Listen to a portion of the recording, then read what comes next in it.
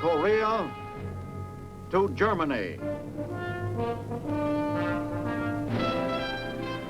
From Alaska to Puerto Rico. All over the world, the United States Army is on the alert to defend our country, you, the American people, against aggression. This is the big picture. An official television report to the nation from the United States Army. Now, to show you part of the big picture, here is Sergeant Stuart Queen. This is a pictorial report encompassing 3 diversified activities. 2 of them have settings which are familiar to us all. The Reserve Officers Training Program in America's colleges, and the story of the thousands of civilians who play a vital role in our defense effort. The 3rd story comes from a place which was once considered a remote, romantic island in the Pacific. An island which now contains the hard core of hope for 400 million people, Formosa. But first, let's take a look at the Army behind the Army. Sometimes called the 4th man, civilians from every walk of life are contributing a tremendous variety of skills and knowledge to keep our fighting team the world's best. This is an actual scene of war. Soldiers advancing to engage the enemy.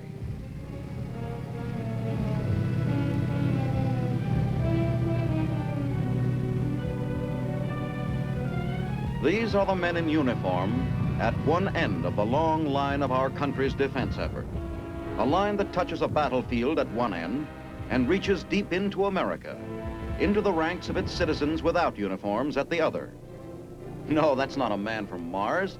He's part of the great civilian force serving the Army in a very special way. His efforts, which seem to go nowhere on that treadmill, are recorded and analyzed by a physiologist and enable our Army to better gauge its strength.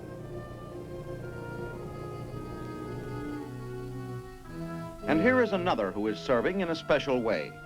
He's not simply flying that balloon for pleasure. He's helping to develop and test intricate radar weather equipment, which will be of great value to our services. These technicians are part of a vast civilian army who are augmenting our soldiers in the field. There are 4 basic ways in which they support our military mission.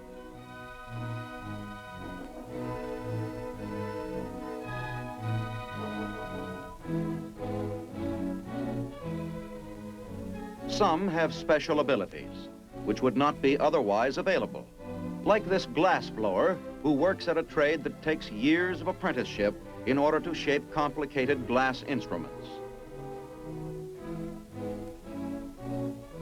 Scientists who help to design and supervise the manufacture of new and complicated equipment, which is tailored to suit the needs of the soldier.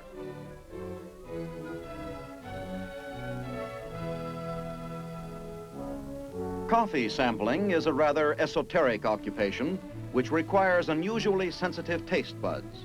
The findings of these samplers, along with those of expert dietitians who are constantly experimenting with new methods of food preparation and packaging, are responsible for the development of improved rations for our soldiers in garrison or in the field.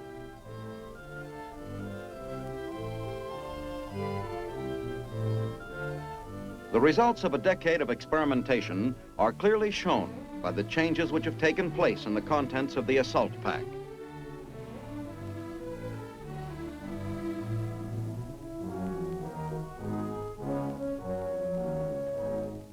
A very necessary part of the civilian force is concerned with personnel administration. Other civilians take care of records, such as Army payrolls, dependency benefits, and the greater proportion of vital records of the Army. Another important segment of our civilians in the employ of the Army are concerned with the manufacture of weapons and supplies. These members of our unseen Army are freeing military personnel for primarily military duties. Many skills and occupations are involved in the manufacture of clothing and equipment. This fabric tester, for example, he handles one of the first steps in the production of uniforms and other soft goods. Cloth cutters have an important job. A mistake here is costly, and the confidence and years of experience needed for this trade is not likely to be found among members of the armed forces.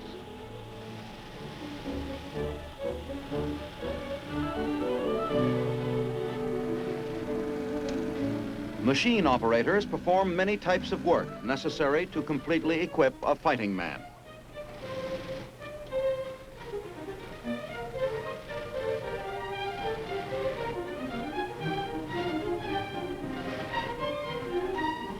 These government workers are paid at piecework rates.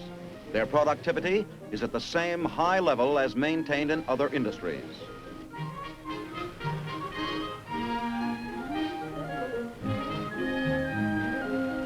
A big advantage in having certain types of civilians work in the production of military goods and services is that, in many cases, they would not be subject to active military duty, and our defense program can be assured of continuity of effort.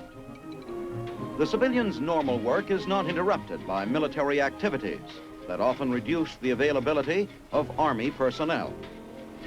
This utilization of civilian manpower has increased the depth of our Army by almost 30%.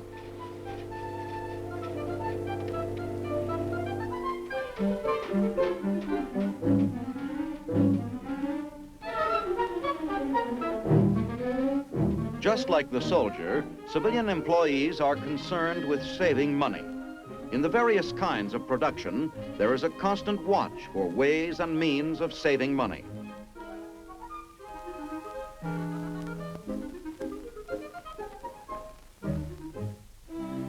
Maintenance on Army installations is performed by the fourth man of the team. Civilians can continue longer in a single assignment or location than can be expected of military personnel. The stability provided by these workers, who may serve many years in one particular trade, makes rotation of soldiers possible within the military system. Men like the plumber, who keeps the utilities in working order. Or the electrician, who sees that the power supply is always operating.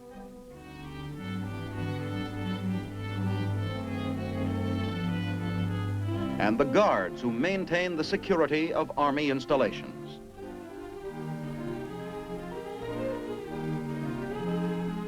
Civilian buyers are down at the wholesale market dealing with the suppliers of top quality foods. These civilians are experts in bargaining for the lowest price on the current market. The Army is the largest single buyer of food and equipment in the world. In addition to those who do the actual purchasing, there are a great many analysts and experts who assist them in making the best buy. There is an enormous range of jobs performed by the Army's civilians. Some of them are seagoing, like these men who operate a special vessel of the Corps of Engineers, which keeps the rivers and harbors free of driftwood and other obstacles. Some Army civilians take the place of the soldier in the training of other soldiers.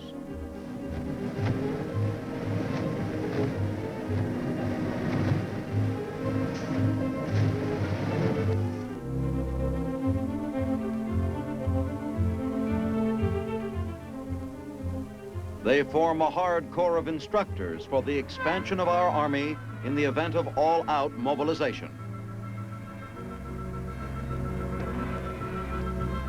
The place of civilians on the nation's defense team gives our Army four big advantages. It gives abilities not otherwise available, assures a stable administration and operation, provides a corps of trained personnel for any emergency, and frees the soldier for duty in the line.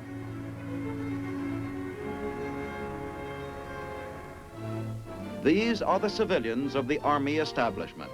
They work in Army installations in your community. They are the non-uniformed teammates of the soldier in the line, working together at their trades and crafts, their professions and specialties. They are an integral part of the ground defense force, the fourth man on the Army team. Well, that's the story of Army civilians who play such an important role in our national defense. We swing now to the Far East, where our Army is making a special contribution to the pool of strength of the free world.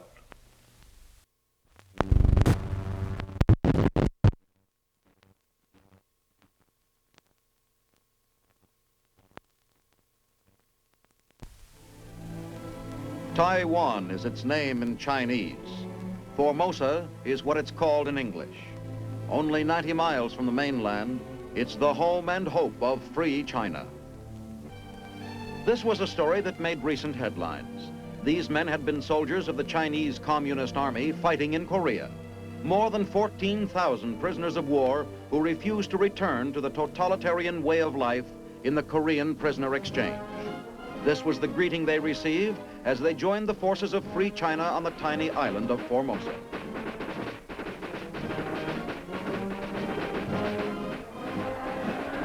A wildly enthusiastic crowd jammed the docks as they came down the gangplank.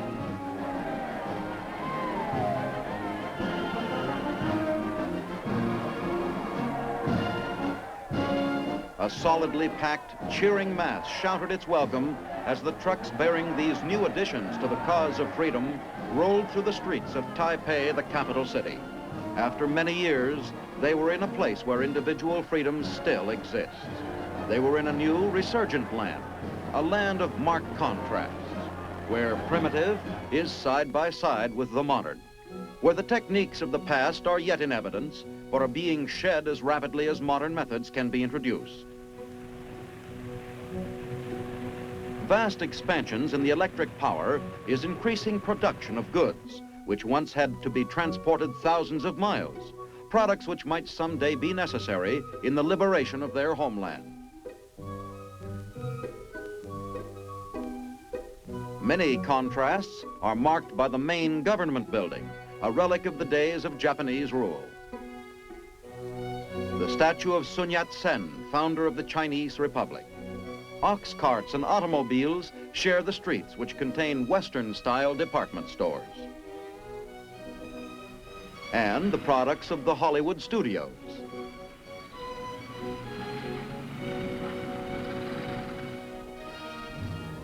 A conspicuous feature on Formosa is the intensity of the campaigning for public office. Here is something which has not existed on the Chinese mainland since the day the communists gained control. Free elections take place here without fear of reprisals. These people are voting for the election of local mayors and magistrates, but they are also casting their ballot for their country's position in a tense world, a world divided by an iron curtain. By their alignment with the forces of freedom, they have indicated their unwillingness to be a part of a Soviet-controlled empire.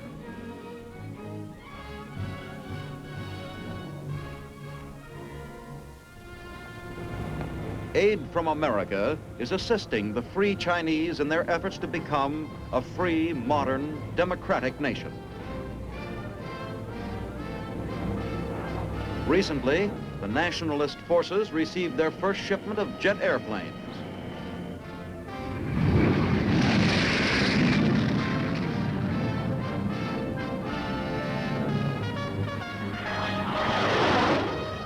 Generalissimo and Madame Chiang Kai-shek watch a demonstration of the fighters' capabilities on their delivery to a Formosan airfield.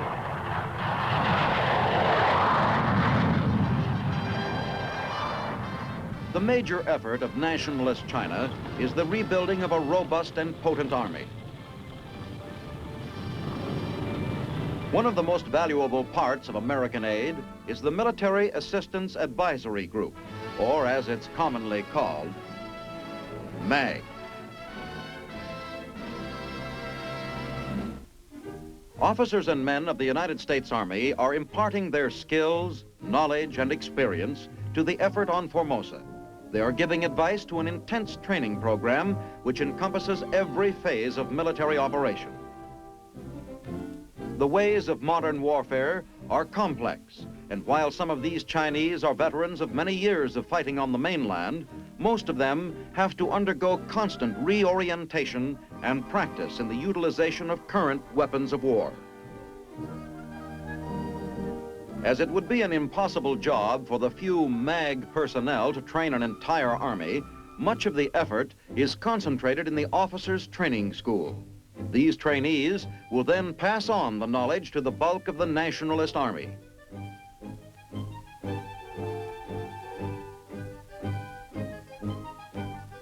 Demonstrations are given of all the basic weapons.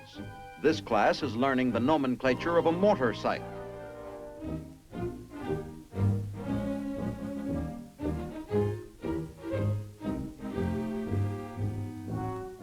But technical information by itself serves little purpose to a soldier, and there are constant sessions of practical application of what's been learned in the classes.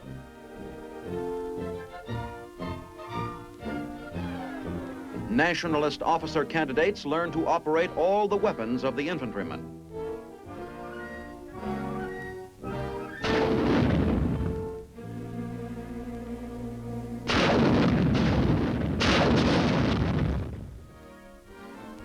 Conditioning both men and machines is a vital part of the program, to which the MAG instructors have given much advice. Equipment gets a periodic inspection, and all of it is kept in top working condition, ready to be used in an instant.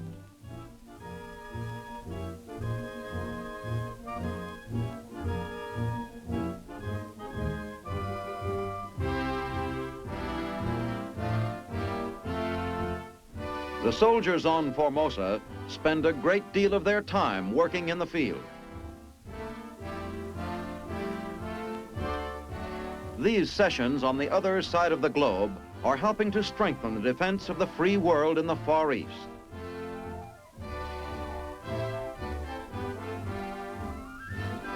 During the frequent maneuvers, combat conditions are closely reproduced to give an accurate flavor of what could be expected in a real war.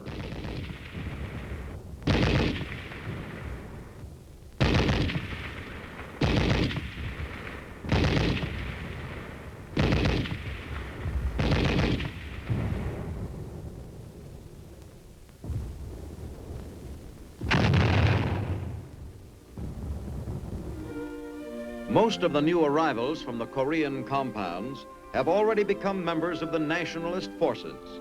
They have seen communism in action and will not soon forget it. Today, they are training with the forces of freedom while they dream of a free China for the 400 million on the other side of the South China Sea.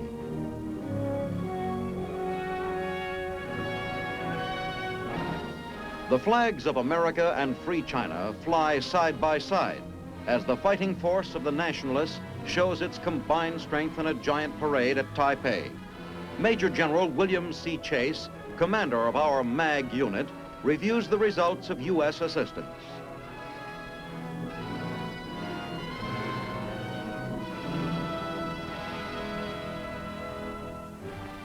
No longer a bedraggled group of refugees, the armed forces of free China have now become an important contribution to the total strength of the free world.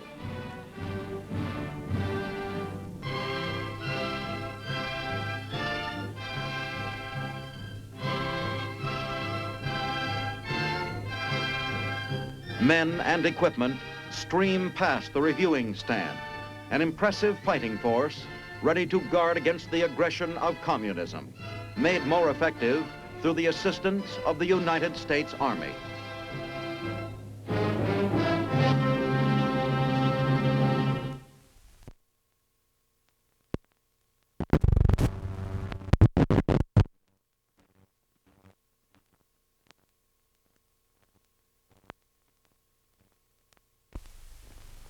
Yes, our military mission to free China's fighting men may be the guiding hand of their destiny.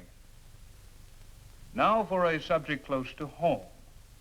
Our cameras focus on the college campuses, where the youth of today are learning to be the leaders of tomorrow as members of the Reserve Officers Training Corps. Each year, our colleges and universities turn out a new group of young men who have received specialized training for their future roles in life. Each college has some special features of which it is proud. One of the most distinguished courses common to the curriculum of most institutions of higher learning is that course called General Military Science, or as it's more commonly known, the Reserve Officers Training Corps. You're probably aware that during the history of our country, almost every generation has been called upon to enter military service. That is one of the major reasons your government established R.O.T.C as part of your college career. You're probably wondering what R.O.T.C can do for you. Well, it can do a lot. Primarily, it will give you first-hand knowledge of military science and tactics and train you to become officers and leaders in the defense and development of our country. It will teach you the principles of leadership, which are essential for civilian as well as military success. It will teach you how to get along with and lead your fellows. It's a 4-year course. Freshmen and sophomores study a wide range of subjects, from military symbols and elementary map reading to an understanding of the powder kegs and danger spots throughout the world. Other subjects include learning the way to select the right man for a job.